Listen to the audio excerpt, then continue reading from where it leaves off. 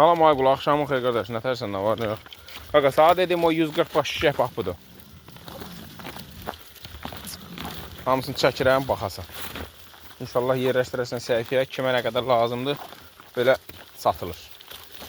4'ü də bala alır. Nə var, maşallah. Hamısı biri-birindən gözəl ceyran. Bunun 70 dənəsi birinci qarına xam toğuldu, bax bunlar. Görürsən bax bunları. 70'i birinci qarına xam toğuldu. Cəmi də 140 heyvandır. Bax.